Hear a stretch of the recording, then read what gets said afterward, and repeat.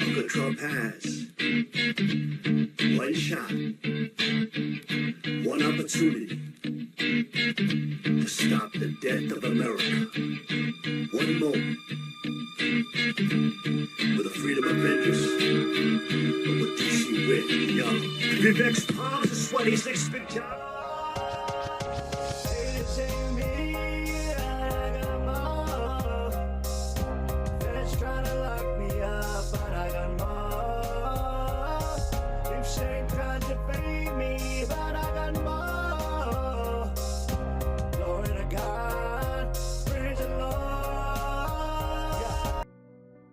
Let me ask you this, Donald. I mean, I think all of us here we supported Donald Trump's election. We support many of the things that he is doing, to strengthen American manufacturing and production. But do you think President Trump understands the issue of, for instance, the mRNA technology? He seems to be promoting that. We're hoping that RFK Jr. could moderate it, educate him. Yeah. So, and then my other question is, we're in an AI competition or race, China, America, other places, to develop AI, which has military applications, of course, but there's the potential of AI to be used for mass surveillance. Yes, indeed. So it's complicated, because in a way we don't have a choice. We have to develop AI, but how to make sure that it doesn't become our master or a tool of surveillance. Well, look, there's two questions, and I'll say the first one first because I understand it a little bit better. But look, I support, I would say, 95% of President Trump's domestic policies. Right. Closing the border, developing American industry, getting rid of the Department of Education. There's a whole bunch of, cheering it on, absolutely, 100%. And I say again, as I've said in my books, Kamala Harris is a communist. So is Tim Walz, a pro-Chinese communist. We couldn't have them, right? So we get Trump, but on foreign policy, I'm not as impressed at all. I think, and this is what I'd say, I think President Trump's biggest drawback is he doesn't really understand ideological motivation. Right. He's lived his whole life in the business community, dealing with unions, dealing with really hard-nosed businessmen, mafiosi types, and he sees the world as everybody can be done a deal with. You want something, I want something, we can reach a deal. He doesn't understand that the Islamic Republic of Iran wants to rule the world and bring chaos. That's their God-given mission. They believe Allah wants them to destroy the world. Right. They don't care about a hotel in Tehran. They don't care about a deal that makes their people wealthier. The Communist Party of China wants to bring Marxism, Leninism to the whole globe.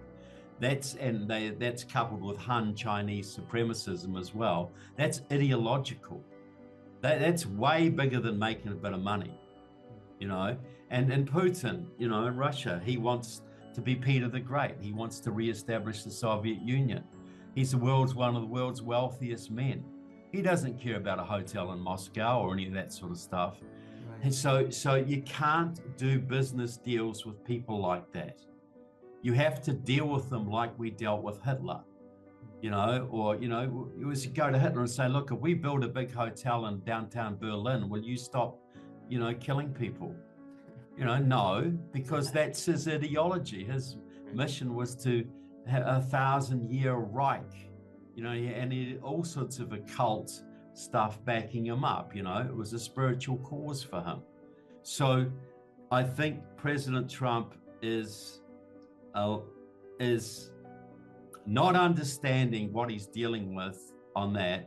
And I don't really think he understands the mRNA technology and that sort of stuff as well. He's a businessman. He's not a scientist, and he's not an ideologue. He doesn't know how to deal with things. He will do what his advisors tell him.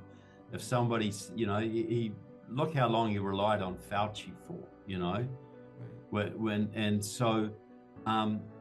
I think there's a problem with President Trump understanding ideology and not enough people around him willing to stand up to that. And one of the few that did was Keith Kellogg, who's now retiring, is now leaving, because I think he's just sick of it. With AI, I'm not a Luddite. I believe in technology, and I believe in the power of technology to improve things. I think AI is going to be fantastic for healthcare and business development and economic development, all that sort of thing. But every technology carries a downside. And one of the biggest downsides with the internet, the internet has produced huge wealth, but it's also enabled propaganda to go into a major new realm. In the old days, the Russians used to have little people that'd be sitting in offices writing fake stories to plant in newspapers in Germany or in India or somewhere. They'd write little articles and get them planted, that the CIA was spreading crack cocaine or something like this. And they tell these little lies and they spread around the world. But you can do that. You get a couple of thousand people sitting in St. Petersburg or a few thousand people sitting in Beijing. They can pummel the internet with fake stories 24/7 to the point that we don't know whether we're coming or going. Right. So there's the positive side of the internet and the downside. Well, AI is going to amplify that even more. The positive side is fantastic, but the potential downside of the brainwashing, the putting us into a matrix. Right. The prophetic, the documentary series, what was it? The Matrix, with Keanu Reeves, the famous documentary. And I don't know, on the propaganda front, the West has to get a lot more robust in countering and exposing and shutting down foreign propaganda operations like Al Jazeera and RT and other things. People say that's against against the First Amendment. It's not. It's the First Amendment protects the free speech rights of US citizens, not foreign propaganda operations. We didn't allow the Nazis and the Japanese to broadcast foreign propaganda into our country during World War II, quite rightly, and we shouldn't be allowing it now either. But AI, we're going to have to come up with a whole new set of laws against deep fakes, against foreign intelligence operations using it, and against our own government. Like Obama, changed the laws in 2016, forbidding the CIA we had laws forbidding the CIA from propagandizing American citizens. They could do it to Ecuadorian citizens or whatever, but they couldn't do it to Americans. Well, Obama abolished that. And so what did we get after that? We got the COVID propaganda. We got the anti-Trump propaganda. We got a whole propaganda state. Well, that kind of thing has to be very much reinstated and very, very heavily policed. Right. But we have to develop similar frameworks for AI too. We cannot allow deep fakes, fraudsters. There has to be major penalties for doing that kind of stuff. And there has to be major restrictions on the US government to using it for propaganda, for any informational purposes, for any, we have to have very strict laws against that too. Like I remember during COVID, our famous communist Prime Minister, Jacinda Ardern in New Zealand, who said, don't listen to anything you hear on the internet about COVID. The government should be your only source of truth. Yeah, that's right. So we have to be able to take down and regulate foreign propaganda operations in America and forbid the American government propagandizing Americans. And we have to be able to take down foreign, like I would not allow the Chinese to use TikTok in this country, for instance, at all. but we shouldn't allow AI to be used by foreign operations against Americans, and American government should also be under strict regulation on how it can use AI. And those laws should also apply to large corporations, and etc. Well, because they're transnational, so they, you need a wider framework than we have now. We're still grappling with that, but I welcome AI as I welcomed any other technological innovation, but we have to be thinking about this really, really well. Well, you And bring I up a don't good want point. I don't want the Democrats laying down that framework. I'll tell you that. You bring up a good point, because Elon Musk has come out recently and said by the end of the year he's going to have the prototype for flying cars.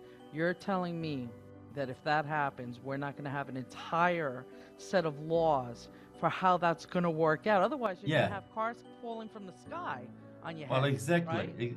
Well, there's already regulation about driverless cars, isn't there?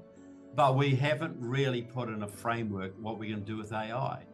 And AI is a lot more dangerous than you have a lot more chance of being brainwashed by AI than you have of having a car falling in your backyard. When cars were introduced, we didn't have road rules when we just had horses and buggies much. But when cars came in, you had to have road rules. You had to drive on the right side of the road, or the correct side of the road, like we do in New Zealand. No, you drive on the left-hand side of the road rather than the correct side, like we do in New Zealand. So, well, here's the thing, Trevor. We've all seen the videos with sombreros and stuff, which you could tell that's AI, funny characters, little clips that they make. But there are some where you're like, is that him or is that her?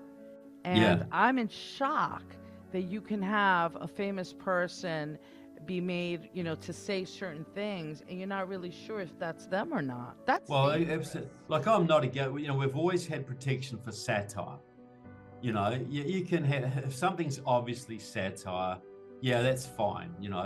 But when something when it crosses into fraud, where you have a famous politician saying, I was always a big fan of Hitler when I grew up, or something like that, and people think, what? Right. What? And then they release that 2 days before an election. Now that should be illegal. You do that, you should be penalized very, very heavily. And they do have laws against that kind of thing now, releasing fake news just before elections, etc. This can be handled. But America is so bogged down right now and so confused and so divided. I think it's very hard to even get a consensus for this kind of stuff right now. And the danger is we could be so far into the Wild West, and so much damage could be done before we even get that consensus. And I think there's a lot of lessons that we must learn from what happened in November. Otherwise, we're screwed as a nation, and things will fast forward towards Marxism. But what we saw, because it's not just you have to be a Republican of the Republican Party, because the Republicans screwed up a lot, during this election. And the perfect example, I believe, is what happened in Virginia with the governor, with Abigail Spanberger, who defeated Winsome Earl Spears. Outright, the Republican candidate was not a Trump supporter. That was number one. So you're not going to have those same numbers coming out. Why would the Republican Party? Listen, you don't have to love him, but don't come out and be against him either, right? And then you had Jay Jones in Virginia, who won as Attorney General, and he had massive scandals and against, of course, law and order. And they took over. What was the Republican Party doing? We need massive reconstruction within the party to ensure that this doesn't happen. But there are pockets all over the United States where the Republicans absolutely failed. Look, I don't encourage people. I encourage people to join the grassroots GOP and get active in the GOP. But I don't encourage them to send money to the REC or anything like that, to the Republican National Committee, because that has always been and still is a retirement ground and a real estate agents club. It's a business network. It's not actually a real political party up there. they are interested in K Street. They're interested in making money and protecting their positions. I support the grassroots of the GOP, absolutely 100%. I just want to comment I'll get back to it. I want to comment very quickly on Virginia. You know, I released information I have for several years now that Virginia was flipped by a network of pro-Chinese communists who set up an organization called the New Virginia Majority, which signed up 500,000 voters for the minority voters for the Democratic Party, including getting the governor, then Governor Terry McAuliffe, to sign 200,000 pardons for Virginia felons. That 500,000 base is what flipped the state. Now, this was a very efficient organization, an acorn type organization, run and funded by the Soros network, organized by actual pro-Chinese communists who were going to went out and flip Virginia. And the reason they're so successful, they were using GIS computerized maps that were had every precinct in Virginia mapped out, and they could tell you where all the ethnic people were. So they could send Iranians into Iranian neighborhoods. They could send Puerto Rican volunteers into Puerto Rican neighborhoods. Very scientific. And those maps were made on contract by a Maoist communist, named Steve McClure, a graduate of the George Mason University Geography Department, who makes those maps working directly out of the Geography Department of Wuhan University, China. Now, the same network runs Pennsylvania Stands Up in Pennsylvania. You have seen them out there. They are in all the big cities. It's a Chinese-sponsored voter registration network. In Arizona, they have Lucha. In Wisconsin, they have Black Leaders Organizing Communities. In Michigan, they have Detroit Action. In Georgia, they have Stacey Abrams' New Georgia Project. They have all of these groups centered in the 7 or 8 key swing states, all connected to the Chinese consulate in San Francisco. I publicized this. Glenn Youngkin could have done something about it. He did absolutely nothing. Now, New Virginia Majority is gloating how they lost a bit of ground under Youngkin, and now they've got it all back again. This is a Chinese operation, 100%. And I wrote about it. He cannot not have seen those reports, because they went all over Virginia, doing the similar things in North Carolina, and trying to do the same in Texas and Florida. Very, very scientific, all run by the Chinese to flip mainly southern states to destroy the Republican Party forever, for good. But you know, that's why I encourage in Florida, I encourage the Trump clubs and the grassroots clubs and the Republican assemblies, rather than the Republican hierarchy, which is run in Florida largely by Democrats. You know, the Democrats have infiltrated the GOP at the highest levels all around the country. So they don't work hard. They sabotage Trump. They don't, you know, they don't help. You know, Trump won 2 elections despite the Republican Party, not because of the Republican Party. He won it because of the grassroots Republicans, the conservative groups, the Tea Party groups, the grassroots Christians, etc. You know, if the GOP had been completely in control, he would have lost both those elections, in my opinion. So we need to understand that our champions have feet of clay, and we need to work the grassroots much more, and we need to make the GOP grassroots much more openly socially conservative, because the GOP at the top levels doesn't want to touch social conservative issues. It's all about money, deregulation, Chamber of Commerce stuff. But if you're a young Latino woman in Allentown, you're not really worried so much about balancing the budget. You just want cops in your neighborhood keeping the drug gangs away from your kids. You know, you want your kid to go to school and get a great education so they can get a good job or an apprenticeship or go to college and get into the American dream. You want your faith protected. You don't like abortion. You want your families protected. The social conservative values. Most Republicans have grassroots social conservative values, but the leadership of the GOP doesn't. That's why you had, you know, Mitt Romney's cousin, the woman who was heading the GOP for a while, set up a gay Republican club, you know, at the top levels. Okay, so she gets 12 extra gay votes in America and burns off 1 million American Christian conservatives.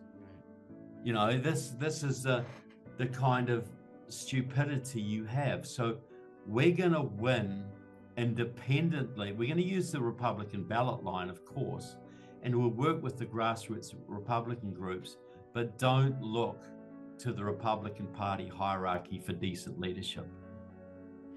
Yeah. Trevor, I totally agree with what you're saying. Let me ask you about another source of division within the conservative movement, and some people calling it the woke right, the anti-Israel, you know, Tucker Carlson platforming Nick Fuentes, and the leader of Qatar, one of the leaders of Qatar, the president of Iran. I mean, I'm just wondering what your perspective is about this and how to deal with that. Do you know what Qatar is involved in this, yes. Iran is involved, but you know the common denominator between Tucker Carlson, Nick Fuentes, the anti-Israel crowd, the one common denominator is they're all pro-Russian. All of them are pro-Putin. All of them. Tucker Carlson says, I am rooting for Russia. He gives softball interviews to Lavrov, the foreign minister, to Alexander Dugin, the communist philosopher, who openly calls for civil war in the United States. He interviewed him, made him look like he was Grandpa Walton or something. Interviews Putin, gives him total softball questions. You saw how he was when he interviewed Ted Cruz. He was on his case. Right. When he interviews Nick Fuentes, it was like a little love fest, you know. Oh, Nick, you're not such a bad little Nazi. You're okay. We should really accept Nazism and anti-Semitism. You know, it's pretty cool. Look, the Russians, and this is something that comes as a complete surprise to everybody. Everybody's saying, why this big rise on anti-Semitism on the right? Where is this coming from? We understand it was coming from the left. It's coming from Hamas. It's coming from the communist groups. We understand the left. On the right, where's it coming from? There's always been this little bit of latent anti-Semitism, but the modern iteration of it is completely coming from the Russians, through the pro-Russian websites, through the Ron Paul movement, through the some of the libertarian think tanks, RT. There's a whole thousands of websites out there promoting this stuff, and there's two goals. One is the Russians want to destroy Israel. The Russians are Hamas's best friend. Hamas went to Russia just before they attacked on October 7th. October 7th is Putin's birthday, by the way, just by the way. Okay. And so the Russians want to destroy Israel because they want to control the Suez Canal and have warm water ports in the Mediterranean. Okay, so Israel is the big impediment there. So they have to split America away from Israel. They have to destroy American support for Israel. Then their biggest enemy is the Russians understand from the days of Reagan and way before, their biggest enemy and their biggest impediment to world domination is the American right, the American conservative movement, the Reagan coalition. Okay, so you gotta split the Reagan coalition. The so-called woke right is actually left. These are all leftists. The American conservative platforms actual Marxists, but doesn't say they are Marxists. And they're trying to split America. Tucker Carlson is right in the mix of this along pro-Israel, anti-Israel lines. So they've been fostering the growth of anti-Semitism. They did this through QAnon. They did it through a whole lot of other things. So all these people who now it's fashionable to hate Jews now. You know, it's fashionable in the West. My daughter in New Zealand, she says to me, she's 20 years old. She's, Dad, why do all my friends hate Jews now? Because this is a massive Russian and Iranian directed propaganda campaign that is amped up since October 7th to turn a victim nation into a genocidal nation. So everybody hates them. They've also used the old Nazi myths, you know, the Khazarian mafia myth that the Jews of Israel aren't real Jews. They're Turkic descendants of a Turkic tribe that converted in the 11th century, and they became the Khazarians, and they're not actually Hebrews. And so therefore the Jews of modern Israel are fake Jews. Okay, so they spread this kind of stuff. That's completely, there's no genetic evidence for that whatsoever. There is plenty of genetic evidence to show that Ashkenazi Jews, the European Jews, do have Middle Eastern origins. They just migrated into Central Europe. They intermarried to some degree with the local people, but they are of Middle Eastern extraction.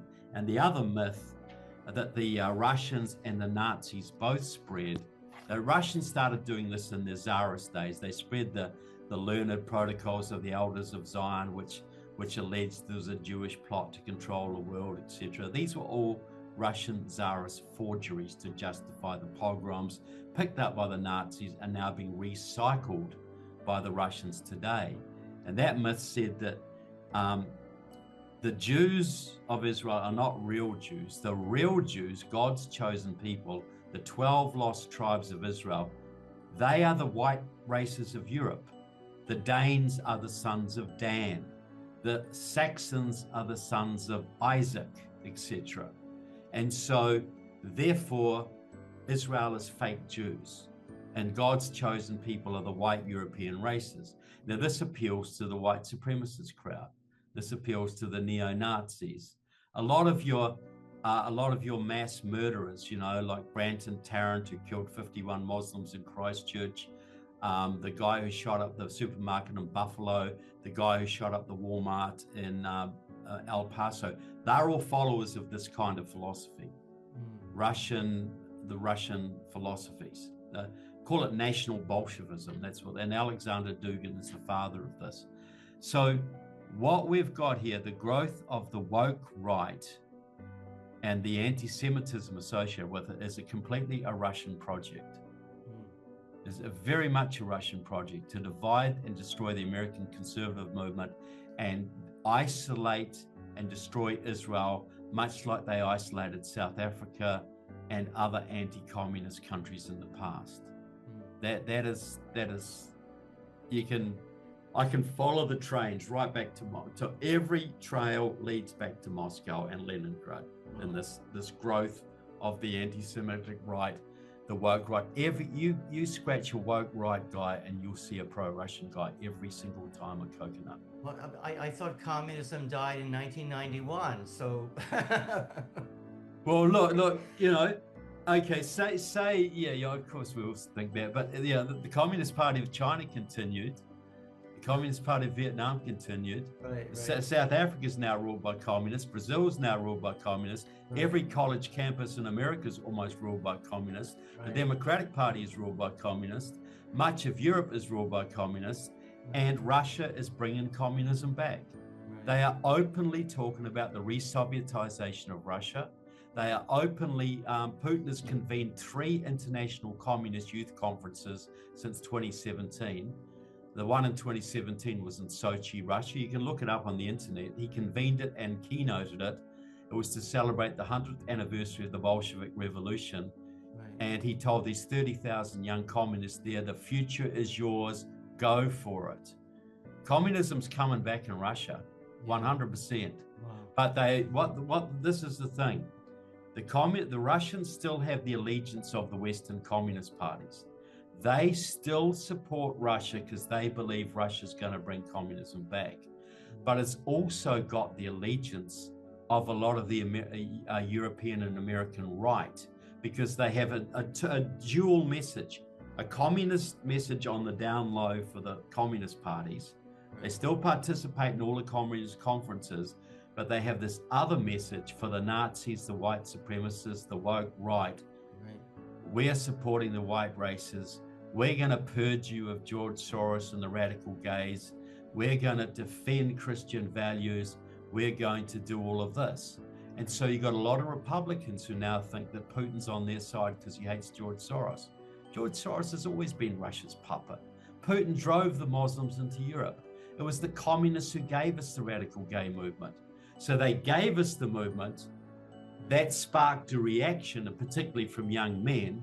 And now they're harvesting that movement by saying, we are against wokeness. But they gave us wokeness.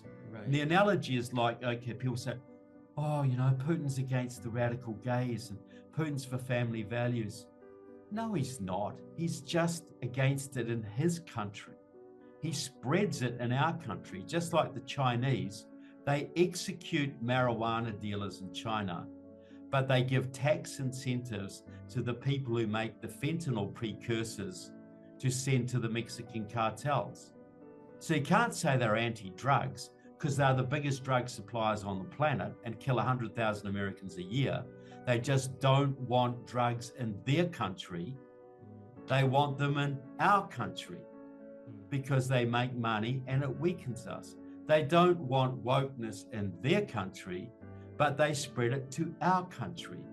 You know, China, because it controls Nike, is the main reason we have woke sport, where people take the knee to Black Lives Matter and sport is all woke.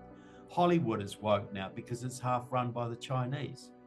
Wokeness is a communist operation, but it disgusts people and they want a way out. So the woke right, a pro-Russian alternative, is given as the way out of this.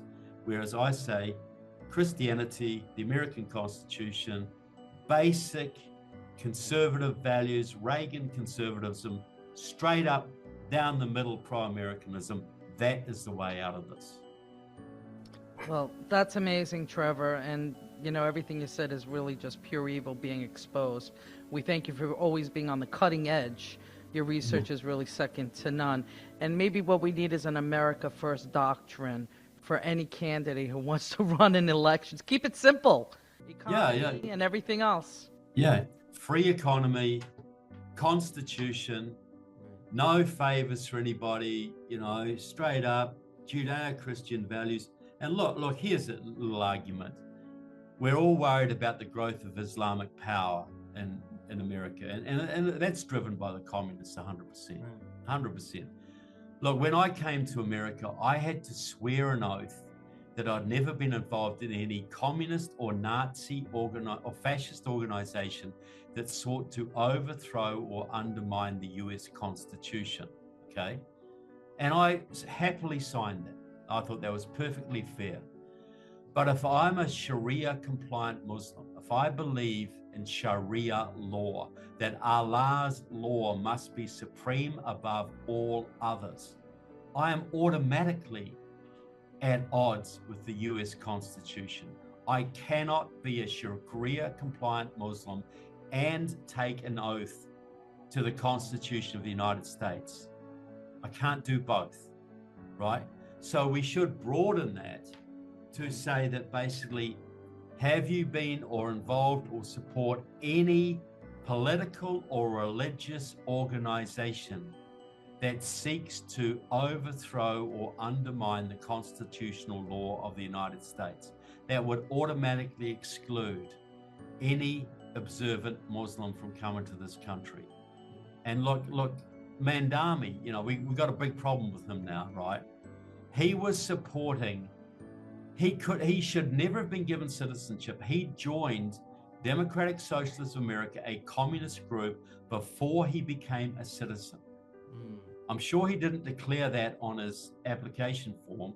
He also praised the Holy Land Five, Muslim Brotherhood financiers who went to jail for long periods of time.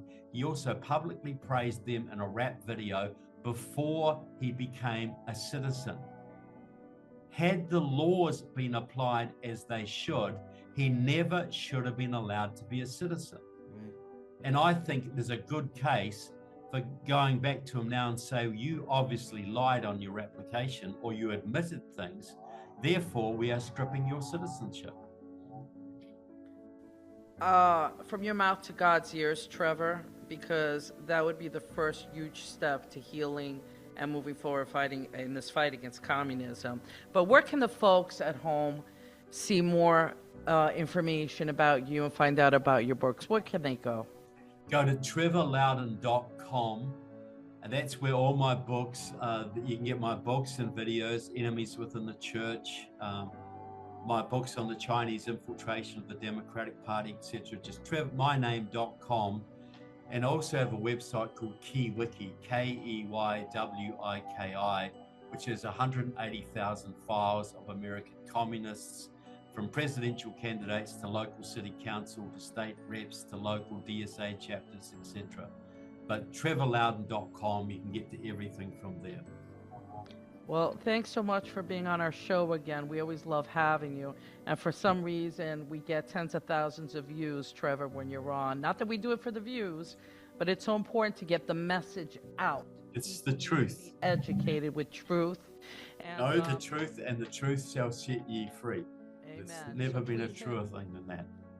Please hit like, share, and subscribe to support our content and make this show happen. Right, Richard? Yeah, please do. Please do. And please visit trevorloudon.com for more information as well. Yes. Sounds good. Thanks so much. Well, thanks for having me on, guys, and a big thank you to the audience for listening. Uncle Trump has one shot, one opportunity to stop the death of America. One moment for the freedom of interest. But what do you see with, yo? Vivek's palms are sweaty, 6 big time.